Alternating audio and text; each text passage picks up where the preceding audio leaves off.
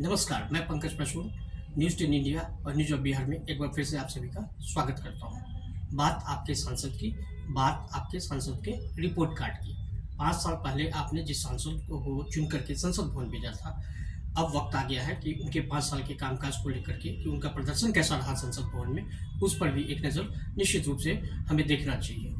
आज बात मैं करूँगा मधुबनी क्षेत्र की। कल हमने एक रिपोर्ट दिखाई दरभंगा के सांसद गोपाल जी ठाकुर की। अब दरभंगा से बिल्कुल सटे मधुबनी शहर की, मधुबनी जिले की बात करूँगा। मधुबनी के सांसद हैं अशोक यादव। अशोक यादव का प्रदर्शन संसद भवन में कैसा रहा, इसके बारे में पूरे जो डेटा है, जो साक्ष्य है, उनके साथ मैं बातें कर रहा हूँ। और ये जो डेटा ले रहा हूँ मैं prsindia.org, इस पे सारे एमपीज़ के जो है जो उन्होंने कितने क्वेश्चंस पूछे, कितने सवाल पूछे, कितने डिबेट में पार्टिसिपेट किया और उनकी उपस्थिति क्या रही, तो इस पर विस्तृत विवरण। और सबसे पहले मैं बात करूँ अशोक यादव जी संसद में कितने दिनों तक उपस्थित रहे। संसद में जो इनकी उपस्थिति रही वह 93% रही, यानी 93%। संसद भवन में इनकी उपस्थिति 93% रही। मैं अगर राष्ट्रीय स्तर पर एवरेज की बात करूं तो 79% आमतौर पर सांसदों की उपस्थिति का औसत रहा। अगर मैं बिहार के सांसदों की बात करूं तो उनका उपस्थिति का औसत 86% रहा। इस हिसाब से देखा जाए तो अशोक यादव जी की उपस्थिति बेहतरीन रही, 93%।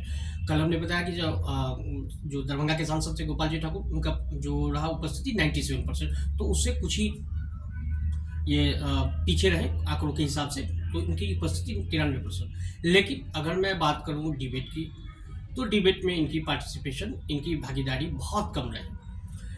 टोटल 12 डिबेट में इन्होंने पार्टिसिपेट किया। अगर मैं राष्ट्रीय स्तर पर डाटा की बात करूं तो राष्ट्रीय स्तर पर सांसदों ने कुल 46.7% डिबेट में हिस्सा लिया। राज्य स्तर पर बात करूं बिहार की, तो बिहार के सांसदों ने 42.4%। तो इस हिसाब से इनका प्रदर्शन डिबेट के मामले में बहुत पीछे रहा। केवल 12 डिबेट में इन्होंने हिस्सा लिया। अगर मैं प्रश्नों की बात करूं तो इन्होंने क्वेश्चन पूछने में भी काफ़ी कंजूसी दिखाई। 24 सवाल पूछे। इनके 5 साल के पूरे कामकाज की मैं अगर बात करूँ तो 5 साल में संसद भवन में इन्होंने मात्र 24 सवाल पूछे। राष्ट्रीय स्तर पर बात करूँ तो आमतौर पर एक सांसद जो है लगभग पूरे 5 साल में 210 प्रश्न पूछे, औसत है ये। और बिहार के सांसदों की बात करूँ तो 156 प्रश्न पूछे, और वहाँ पर अशोक यादव जी ने काफ़ी कंजूसी दिखाई। हालांकि एक बात मैं कहना चाहूँगा कि संसद में जब भी बोलने का मौका दिया था तो इनके पिता श्री हुकुमदेव नारायण यादव जी, जो मधुबनी के सांसद रहे थे, पूर्व में केंद्रीय मंत्री भी रहे थे, तो वो एक प्रखर वक्ता माने जाते थे। और संसद में जब कभी भी उनको मौका मिलता था तो उनकी स्पीच को सुनने के लिए, उनके भाषण को सुनने के लिए लोग मंत्रमुग्ध होकर के उनके बातों को सुनते थे। तो एक प्रखर वक्ता थे। तो उस हिसाब से जो डिबेट में भी इनकी भागीदारी काफ़ी कम रही। 12 डिबेट में ही इन्होंने केवल हिस्सा लिया, और क्वेश्चंस भी मात्र 24 ही क्वेश्चंस ही पूछ पाए। और प्राइवेट मेंबर्स बिल भी इन्होंने एक भी member bill, private member bill नहीं उठाया। तो अगर मैं बात करूँ, लेकिन जो एक अच्छा पक्ष है वो भी मैं बताऊंगा कि भले से इन्होंने 12 डिबेट में ही हिस्सा लिया, लेकिन इन्होंने उन 12 डिबेट में मुद्दे अच्छे उठाए। जैसे इन्होंने उठाए सीतामढ़ी लौकी रेलवे लाइन की बात की, इन्होंने कोसी प्रोजेक्ट पर बहस किया, और जो दरभंगा मधुबनी के जो जीर्ण अवस्था में जो मंदिर है उनकी मरम्मत और नवीनीकरण के लिए भी इन्होंने मुद्दा उठाया। रेलवे ओवरब्रिज मधुबनी में बने, इसको लेकर के भी इन्होंने मांग किया। एनआईटी यानी नेशनल इंस्टीट्यूट ऑफ टेक्नोलॉजी की मांग को भी इन्होंने संसद भवन में उठाया। इसके अलावा धनुषा नदी में जो प्रदूषित जल है उसको लेकर के भी इन्होंने विषय उठाया। NH 104 पर जो कंस्ट्रक्शन हो रहा था, तो वो कंस्ट्रक्शन काम पूरा नहीं हुआ, तो उस ठेकेदार के खिलाफ एक्शन लेने की भी मांग इन्होंने उठाई। इसके अलावा मधुबनी में जो बहुप्रतीक्षित है कि केंद्रीय विद्यालय बने, मधुबनी के लोगों की ये ख्वाहिश है, मधुबनी के बच्चों की भी ये ख्वाहिश है, इच्छा है कि मधुबनी में केंद्रीय विद्यालय बने। तो इस केंद्रीय विद्यालय को लेकर के भी इन्होंने संसद भवन में डिबेट में ये मांग उठाई। अगर मैं बात करूं मैथिली भाषा के अलग चैनल की, तो मैथिली भाषा में भी अलग चैनल की मांग इन्होंने और गोपाल जी ठाकुर दोनों ने भी उठाई। इसके अलावा जो इनका विषय रहा सूखाग्रस्त किसानों के लिए भी मुआवजे की मांग इन्होंने उठाई। मधुबनी में चीनी मिल और अन्य प्रकार के जो उद्योग धंधे खुलने चाहिए, इसको भी लेकर के इन्होंने संसद में आवाज उठाई।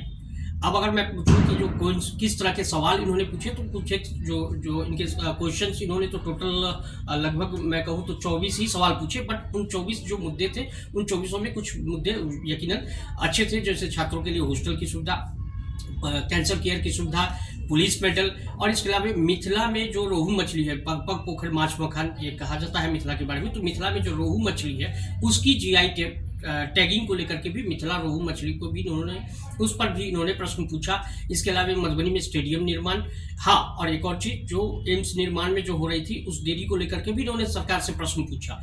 लंबी दूरी की ट्रेन हो, इसको लेकर भी प्रश्न पूछा। लंबी दूरी की ट्रेन की संख्या बढ़ाई जाए, इसको लेकर के भी इन्होंने प्रश्न पूछा। इसके अलावा जो एक और कि गरीबी रेखा से नीचे जो लोग रह रहे हैं उनके लिए मकान बने, उसके लिए भी इन्होंने आवाज उठाई। हेरिटेज साइट्स जितने भी है दरभंगा और मधुबनी के लिए, इसके लिए भी इन्होंने आवाज उठाई।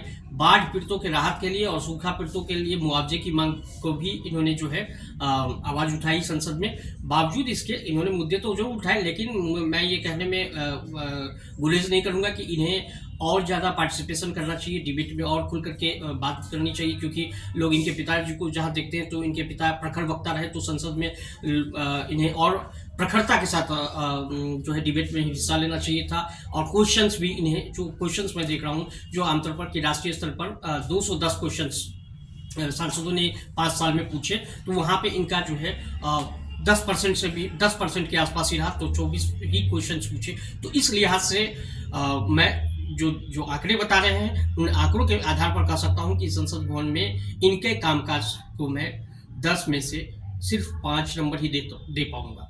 अब ये अलग बात है कि क्षेत्र में इनका काम क्या रहा, बट मैं ये पूरी जो रिपोर्ट कार्ड है वो संसद भवन में इनके परफॉर्मेंस को लेकर के है, तो इसमें मैं 10 में से 5 नंबर इनको देना चाहूँगा।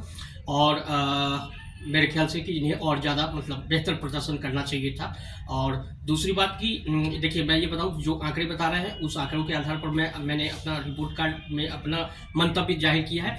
आप इनके समर्थक हो सकते हैं, आप इनके विरोधी हो सकते हैं, आप अपने तरीके से इसको एनालाइज कर सकते हैं। और साथ ही साथ मैं आपसे ये भी रिक्वेस्ट करूंगा, गुजारिश करूंगा कि कमेंट बॉक्स में भी आप निश्चित रूप से मधुबनी के सांसद अशोक यादव को आप कितना नंबर दे रहे हैं इस रिपोर्ट के आधार पर, तो निश्चित रूप से अपना नंबर भी दर्ज कराएं। साथ ही साथ इस वीडियो को भी ज़्यादा से ज़्यादा शेयर करें और हमारे चैनल को निश्चित रूप से आप सब्सक्राइब करें। अगले रिपोर्ट में फिर किसी और सांसद का रिपोर्ट कार्ड लेकर के मैं जल्द हाजिर होऊंगा। तब तक के लिए इजाज़त दीजिए। धन्यवाद।